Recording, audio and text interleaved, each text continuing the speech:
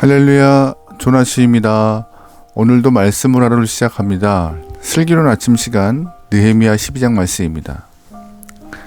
어느덧 느헤미야도 이제 끝부분에 와 있는데요. 그동안의 이야기를 잠깐 정리해 볼까 합니다. 여러분 잘 아시겠지만 1장에서는 하나니가 느헤미야에게 예루살렘 성벽이 무너졌다는 이야기를 하게 됩니다. 그 이야기를 듣고 느헤미야는 그 자리에 주저앉아 애통하며 금식하고 하나님 앞에 간절히 기도하죠. 근데 그 기도가 2장 말씀에서 응답이 돼요. 느헤미야는 왕의 허락을 받아서 예루살렘으로 귀국을 하게 되고 허물어진 성벽을 둘러봅니다.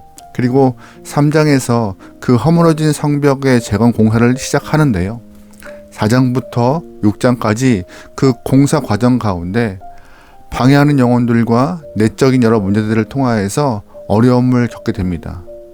하지만 느헤미야는 공사를 포기하지 않고 계속하여 7장에서 예루살렘 성벽이 완성되죠. 그리고 8장부터 11장까지는 에스라가 선포한 하나님의 말씀을 통해 잘못된 신앙을 바로 잡고 신앙의 부흥운동이 일어나는 모습을 보게 됩니다. 그리고 바로 12장에서 성벽 봉헌식을 하고 있습니다. 힘들고 어렵지만 묵묵히 참고 인내하여 주어진 사명을 감당하다 보니 영광스러운 그런 봉헌식을 하게 되고 있는 것이에요. 오늘은 이 성벽 봉헌식을 어떠한 모습으로 진행하는지 살펴보도록 하겠습니다. 먼저 성벽 봉헌식에서 가장 주된 모습은 하나님 앞에 감사하며 찬송을 드린 것입니다. 27절부터 29절 말씀입니다.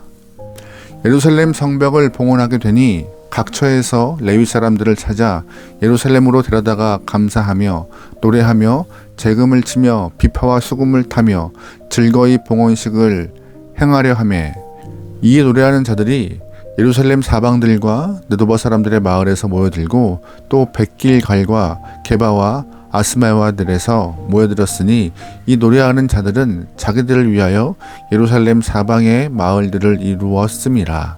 아멘. 일반적으로 성벽 준공식이라 하면 공사를 한 사람들의 헌신을 치하하는 자리인데, 오늘 본문의 이 예루살렘 성벽 봉헌식은 일반적이지 않아요. 왜냐하면 성벽 재건을 완성하게 하신 분, 성벽 봉헌식까지 이루게 하신 분은 하나님이시기 때문에요. 하나님의 도우심과 보호하심의 은혜로 지금까지 이렇게 완성되어서 주 앞에 나와 있기 때문에 하나님 앞에 감사와 찬송을 드리고 있는 것입니다. 사실 본문의 시대 상황을 좀 본다면요, 성벽 재건하는 것이 정말 어려운 일이었어요. 그래서 일부 사람들은 성벽 재건에 대해서 비웃기도 했고요. 하지만 느헤미야는 사명 주신 하나님께서 자신의 삶 또한 이 성벽 봉헌의 모든 것들을 책임져 주실 것을 믿고 있었기 때문에 끝까지 공사를 강행했고 봉헌식까지 올리게 된 것입니다. 이 사실은 느헤미야는 물론 모든 백성이 다 알고 있던 것이에요. 하나님이 도우시고 책임져서 여기까지 왔다는 사실에 대해서. 그래서 이 모든 이스라엘 사람들은 하나님께 나와서 감사하며 찬송을 드렸던 것입니다. 하나님의 은혜를 아는 사람이 감사할 수 있는 것입니다. 또한 하나님의 은혜를 아는 사람이 주 앞에 찬송할 수 있는 것이에요.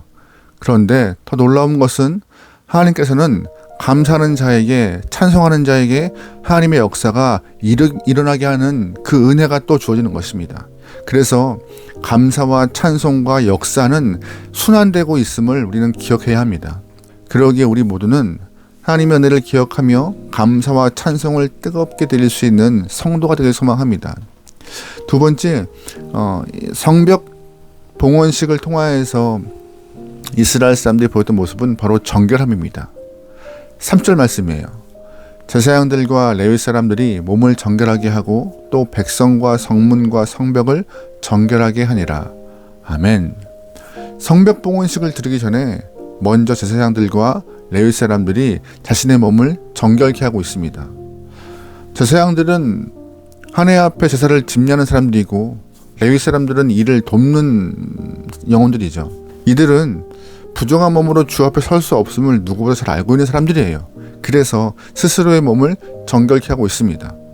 그리고 또 말씀 보니까는요, 성벽 봉헌식에 참석하는 모든 사람이 정결케 하였대요. 당연한 일이죠. 봉헌식에 참석하는 백성들도 주 앞에 서는 일이기 때문에 자신의 몸을 깨끗하게 해서 주님께 나가고 싶었던 것이죠.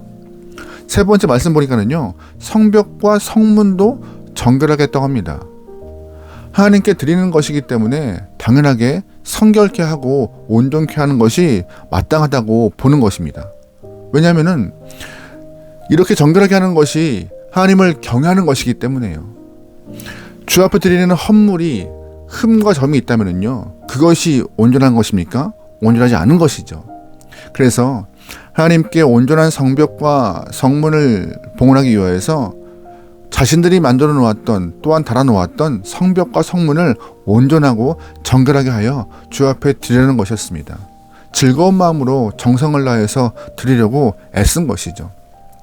우리도 하나님 앞에 나와서 예배를 드릴 때에 몸과 마음이 정결해야 되고 헌물 또한 정성껏 준비하여서 주 앞에 나와 예배한다면 하나님이 정말 기뻐하실 것입니다. 그 모습에 은혜도 허락하시고 축복도 허락하실 거예요. 언제나 주 앞에서 정결한 모습으로 주님과 대면할 수 있는 모든 영혼의 삶이 되길 소망합니다. 아멘. 세 번째 본문에서는요, 성벽 봉헌식을 하는데 모든 영혼들이 다 크게 즐거워하였습니다. 43절입니다. 이날에 무리가 큰 제사를 드리고 심히 즐거워하였으니 이는 하나님이 크게 즐거워하게 하셨습니다. 부녀와 어린아이들도 즐거워하였으므로 예루살렘이 즐거워하는 소리가 멀리 들렸느니라. 아멘. 예루살렘 성벽을 준공하고 하나님 앞에 봉헌하게 되는 일, 정말 기쁜 일이었습니다. 지나간 시간들을 돌아보면 기쁘지 않을 수가 없었어요.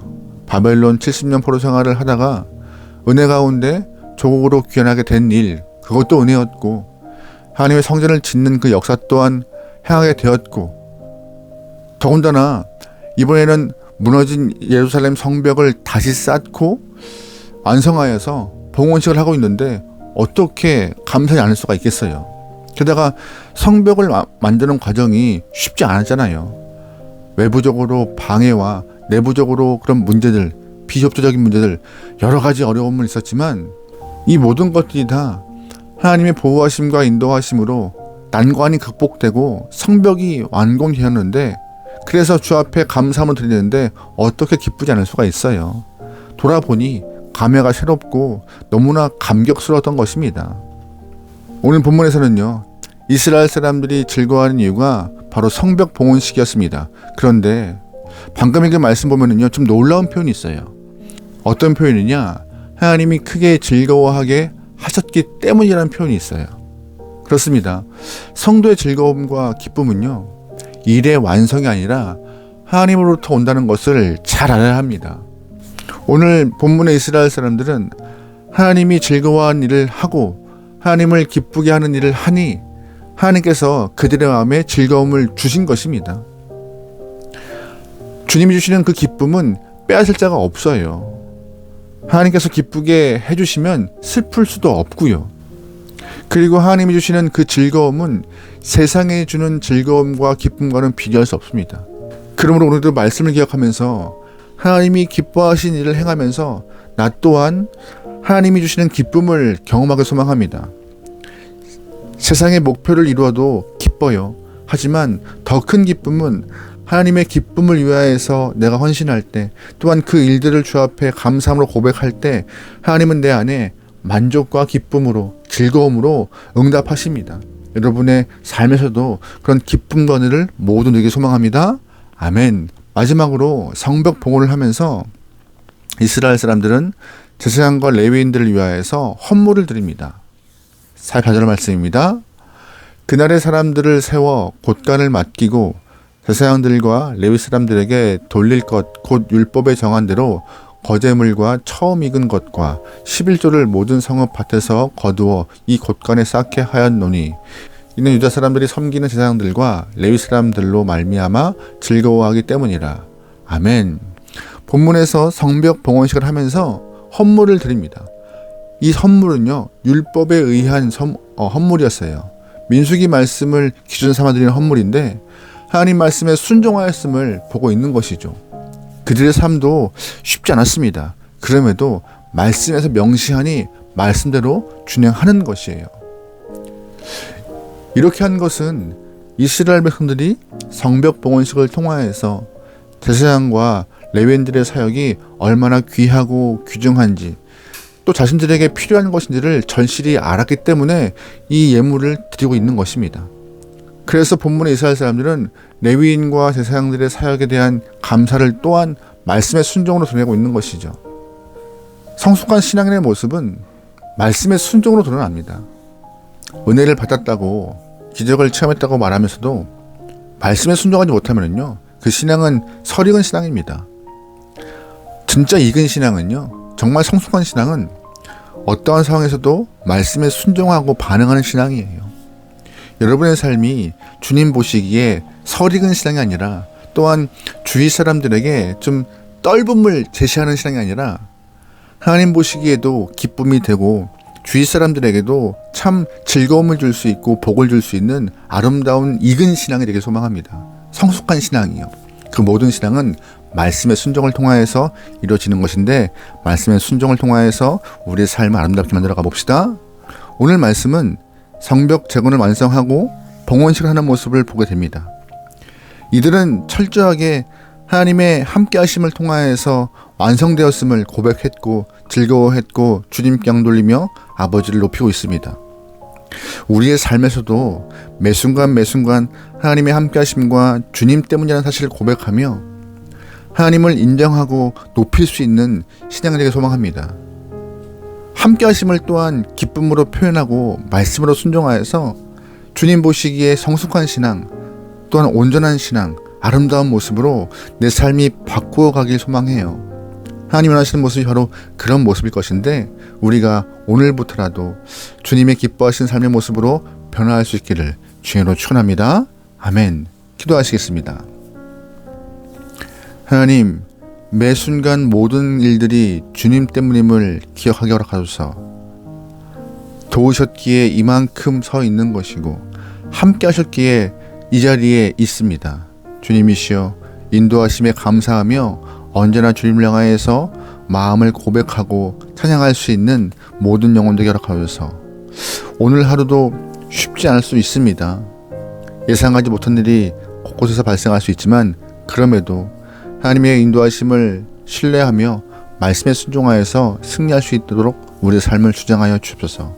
모든 걸 맡겨오며 예수님의 이름으로 기도합니다. 아멘.